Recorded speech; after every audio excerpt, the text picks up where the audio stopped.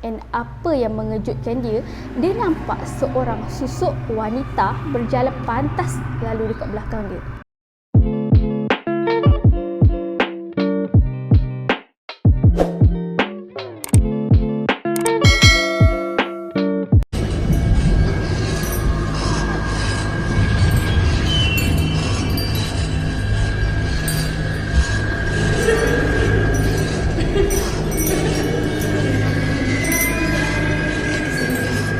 Hello, hi and welcome back to my channel. So hari ni I nak continue kisah seram rumah sewa part 2. If korang tak tengok lagi part 1, korang boleh pergi tengok dulu and korang continue part 2. Tapi kalau korang nak tengok yang ni dulu pun okey je, sebab dia tak ada sambungan cerita pun.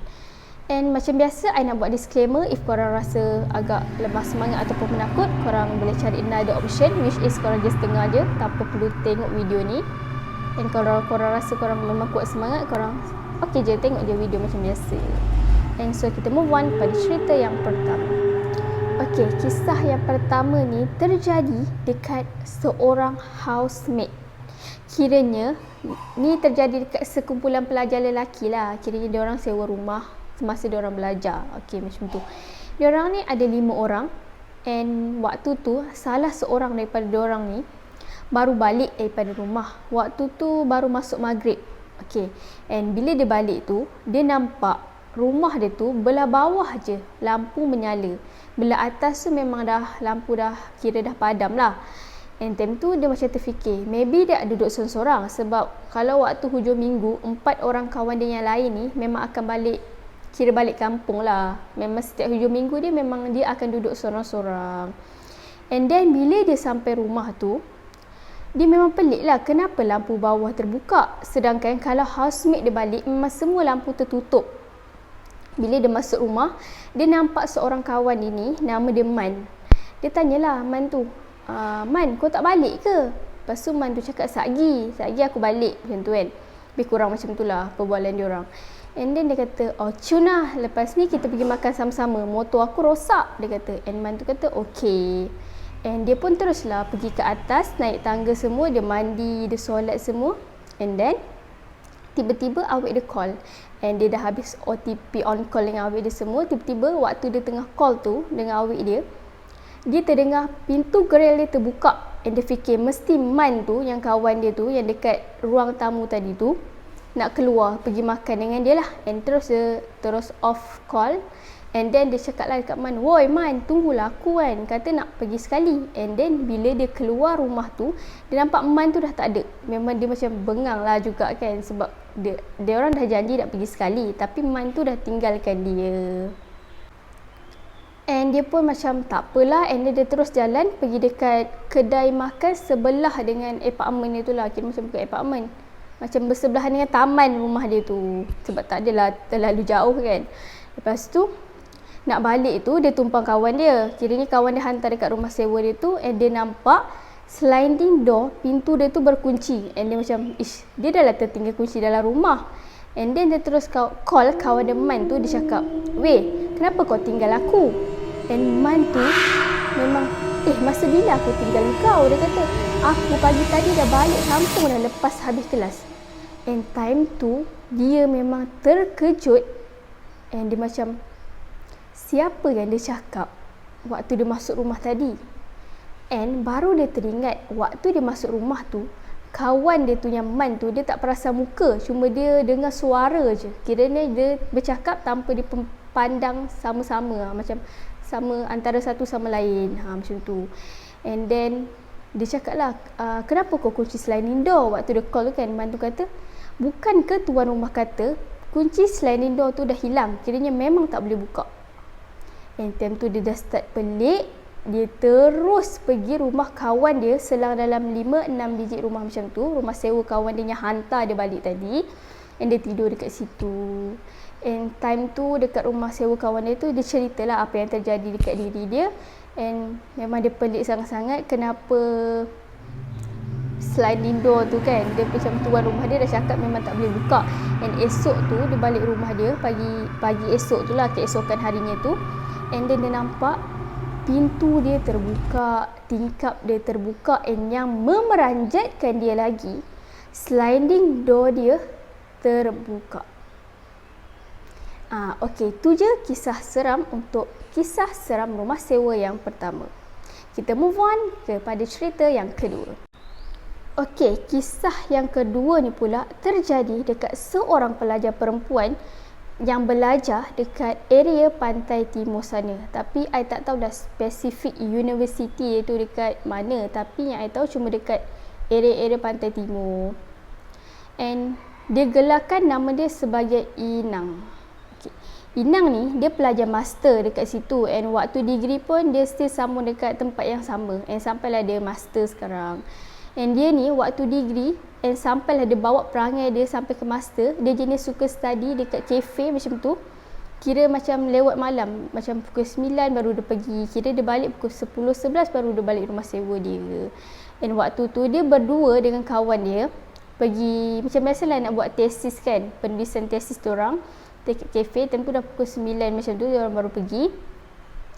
And time dah sampai kafe tu, diorang nak solat dulu. So Ina ni pergilah ambil uduk. Bila dia ambil uduk, dia dah selesai ambil uduk tu, dekat hadapan dia tu ada satu cermin tau.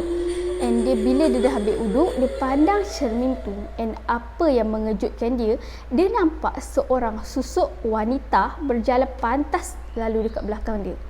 Tentu dia dah rasa lain dah, and dia terus keluar, and dia tengok tak ada siapa-siapa pun orang kecuali kawan dia tu. Time tu dia memang dah pelik sebab benda yang dia nampak tu warna putih, and kawan dia tak mustahil kawan dia sebab kawan dia pakai baju warna lain. And time tu dia dah cuak, memang dah cuak habis dah, tapi dia still lagi continue. Dia buat tesis dengan kawan dia semua. Dah habis nak dekat around pukul 11 malam macam tu, dia cakap lah dengan kawan dia, okey tak apalah, kita balik lah sebab dah lewat sangat dah kan. And kisah tu kira macam benda entiti yang mengganggu dia tu tak terhenti dekat surau tu je, tapi sampai dekat rumah sewa dia. Bila dia dah sampai rumah sewa, dia dah mandi, dia dah solat apa semua. Waktu tu dia nak rehat lah untuk tidur kan. So dia baring, dia perasan ada satu benda yang terapung daripada atas tengah tengok dia. Tapi time tu dia memang tutup mata dia kuat-kuat, memang dia tutup rapat-rapat lah mata dia sebab dia tak nak nampak benda tu. Tapi dia perasan lah yang ada benda terapung tengah tengok dia daripada atas. Rumah sewa ni 2 tingkat tau, tapi kalau dia duduk dekat bahagian bawah, dia nampak macam ada budak tengah lari ikut tangga tu, lari tuju ke bawah lah, kira turun tangga tu kan. And dia memang rasa macam pelik lah, kenapa benda tu ganggu dia. And ada satu malam ni, dia try lah buat solat qiyam untuk dia dapat petunjuk lah kan. And bila dah habis solat semua, dia tidur, dia mimpi seorang kanak-kanak lelaki yang botak kepala dia, and baju dia pun macam lusuh, and dia pakai macam cawat, macam tu, lebih kurang macam tu lah. And dia nampak 2 orang wanita dewasa dengan wanita yang agak tua sikit pimpin tangan budak tu. And time tu dia rasa pelik sangat mimpi tu, sebab dia rasa dalam mimpi tu budak tu memang selalu sangat ikut dia kat mana je dia pergi. And pada esok hari dia tu, pada esok yang esok tu lah kan, dia nak jumpa lah seorang ustaz sebab dia macam dah tak tahan dengan gangguan tu. And ustaz tu cakap sebenarnya kira macam ada seseorang yang suka dekat dia, lebih kurang macam tu lah. And bila dia dah habis jumpa ustaz tu, dia ada rasa tu perasaan sedih dengan sayu sebab dia rasa macam dia rindu dekat seseorang, tapi dia tak tahu siapa yang dia rindukan tu. Maybe ahli keluarga yang dia dah meninggal ke, kita tak tahu kan. And benda tu tak terhenti dekat situ je tau. Ada satu hari ni dia tak pergi kelas sebab dia rasa tak sihat semua, and dia baring lah. And bila dia baring tu, pintu dia terbuka sikit tau, and dia nampak satu susuk wanita yang dia mimpi tu masuk dekat dalam bilik dia and duduk sebelah, kiranya dia duduk atas katil, and perempuan tu duduk kat sebelah katil dia. Memang dekat gila ya, memang dia takut sangat. And time tu dia memang rasa takut sangat. Dia cakap dekat orang tu sambil dia tutup mata rapat-rapat, dia kata, aku tak kacau kau, kau jangan kacau aku, dia kata. And perempuan tu pun macam dah pergi, slow-slow keluar daripada bilik dia dan sambil mengilai. Betul-betul dia dengar mengilai tu dekat tepi telinga dia kan. And last dia terus bangun, kemas barang dia semua, and terus dia keluar daripada rumah sewa tu. Okey, kisah yang terakhir pada malam ni, tajuk dia mak. Okey, kira macam mak dia ni duduk dengan anak dia. Kiranya anak kan selalu ambil mak dalam seminggu 2 duduk dengan dia orang macam tu. And perempuan ni seorang suri rumah, and dia ada lelaki bersama 2 orang anak dia lelaki.